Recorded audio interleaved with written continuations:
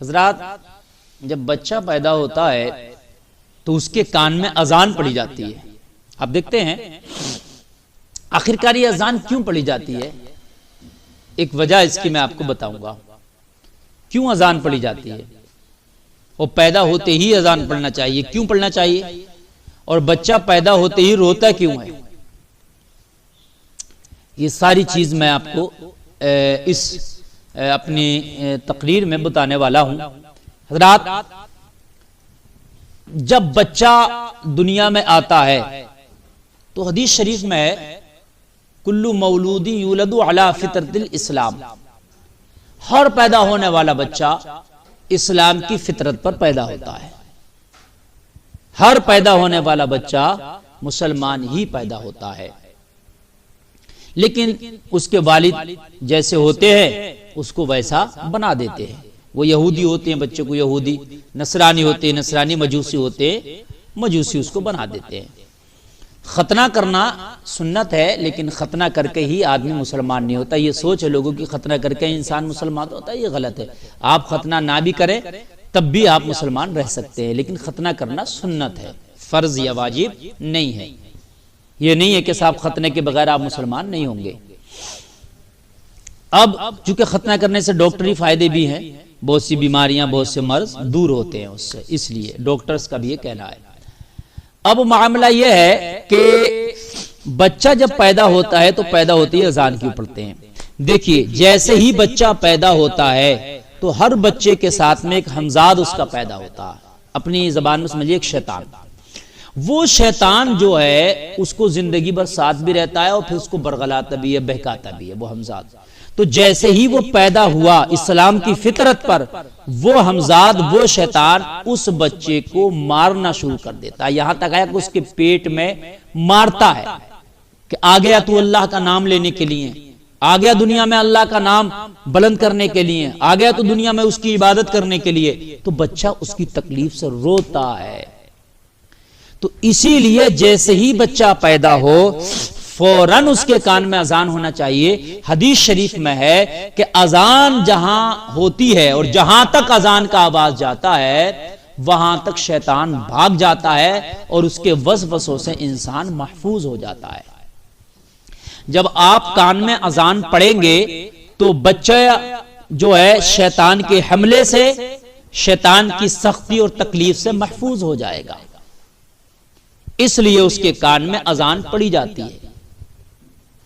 اور پھر بچے کے کان میں پیدا ہوتے ہی سب سے پہلی جو آواز آنی چاہیے وہ اللہ اکبر کی آواز ہونا چاہیے.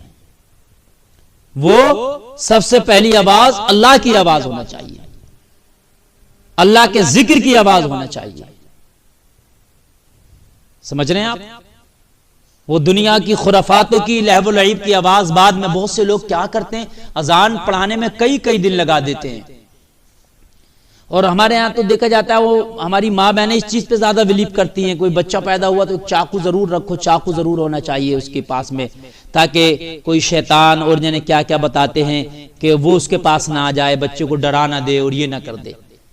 اذان سب سے پہلے، چاقو کی اتنی ضرورت نہیں ہے.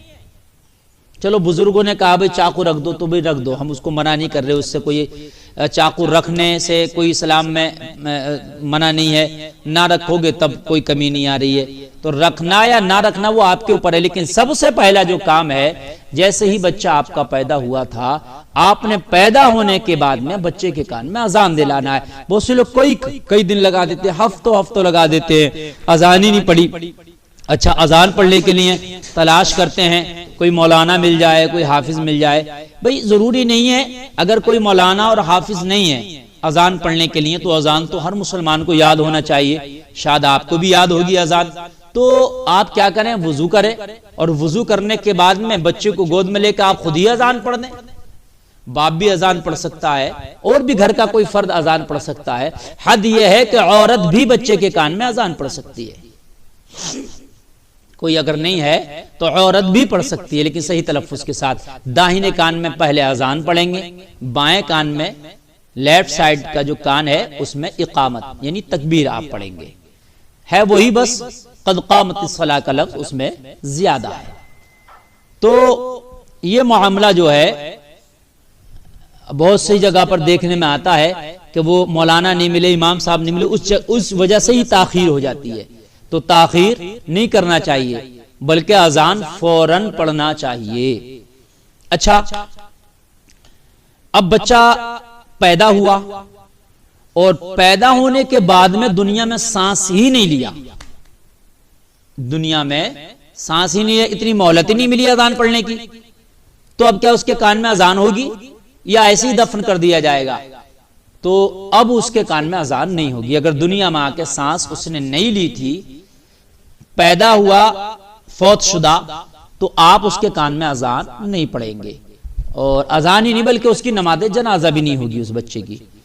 اس کو ایسے ہی کپڑے میں لپیٹ کر کے کہیں قبرستان کے ایک کونے میں اس کو دفن کر دیا جائے گا. اس کی گڑنت وغیرہ نہیں کی جائے گی جو ندیوں پہ اور جنہیں کہاں کہاں اس کو گڑنت کرتے تھے، تالاب کے کنارے، ندی کے کنارے، دریا کنارے. ایسا نہیں، اس کو قبرستان کے کہیں ایک حصے میں اس کو دفن کر دیا جائے گا کپڑے میں لپیٹ کر کے. اس کی نماز جنازہ بھی نہیں ہوگی اور اس کے کان میں اذان بھی نہیں ہوگی. لیکن بچہ پیدا ہوا اور تھوڑی دیر کے لیے زندہ رہا اور اچانک بچہ انتقال کر گیا، پھر آپ اذان ہی نہیں پڑھ پائے. تو اسی لیے تو میں نے کہا کہ سب سے پہلا کام اذان ہونا چاہیے. اب بتائیے، وہ انتقال کر گیا اور آپ اذان ہی نہیں پڑھ پائے، تھوڑی دیر کے لیے جیا تھا تو اذان آپ پڑھ نہیں پائے. تو جب اذان نہیں پڑھ پائے تو بنا اذان دیے ہی وہ چلا گیا دنیا سے. تو اس کی ذمہ داری بھی آپ کے اوپر رہ گئی. کم سے کم اپنے پیدا ہونے والے بچے کو اللہ کا ذکر نہ سنا سکے آپ، اس کے کان میں اللہ کا ذکر نہ کر سکے آپ، اس کے ذمہ دار تو آپ ہیں نا. موت کا کیا پتا، جیسے پیدا سب سے پہلے اذان. ہاں، بچہ دنیا میں آیا اور تھوڑی دیر بھی زندہ رہا، چند بھی سانسیں بھی لی اس نے، تو یہ ہے کہ اس کی نماز جنازہ بھی ہوگی، غسل بھی ہوگا. اور جس طریقے سے میت کو کیا جاتا ہے، بڑی میت کو دوسری میت کو، اس کی بھی نماز جنازہ، اگرچہ دعا الگ ہے اس کی نماز جنازہ کی، بڑے کی دعا الگ ہے، لیکن نماز جنازہ ہوگی. اور اس کے بعد میں اس کو بھی کفن دفن اسی طریقے سے ہوگا جس سے بڑے کا ہوتا ہے. تو اچھا، اس سے اذان پڑھنے سے بہت سی پریشانی اور بیماریوں سے بھی بچہ چھٹکارا پاتا ہے. بھئی اللہ کا ذکر ہے، اذان تو بیماری ہو تو اذان پڑھیں، آگ لگ جائے، آندھی آئے، طوفان آئے، زلزلہ آئے، ہر پریشانی میں اذان پڑھنے کا حکم ہے. تو بچہ بھی چونکہ ابھی پیدائش ہوئی ہے، یہ بہت سختی سے گزرا ہے. جب بچہ پیدا ہوتا ہے تو ماں پہ تو سختی ہوتی ہی ہے، لیکن بچے پہ بھی سختی ہوتی ہے، بچے پہ بھی بہت سختی ہوتی ہے. تو بہت سختی سے وہ گزرا ہے، تو اس کے کان میں اذان پڑھیں گے تو اس سے سکون بھی ملے گا. اور جو ایک دم بیماریاں ہیں وہ گھیر لیتی ہیں بچوں کو پیدا ہوتے ہی، اس بیماریوں سے بھی وہ محفوظ رہے گا. چانسز زیادہ ہیں، پھر بھی بیمار ہو سکتا ہے اذان کے بعد بھی اگر اس کی قسمت میں ہے، لیکن اذان پڑھ کے اس کے کان میں چانسز زیادہ ہے کہ وہ بیماریوں سے محفوظ رہے، اس لیے کہ آپ نے اس کے کان میں اللہ کا ذکر کر دیا. اس لیے بچہ پیدا ہوتے ہی کان میں اذان کا اہتمام ہونا چاہیے.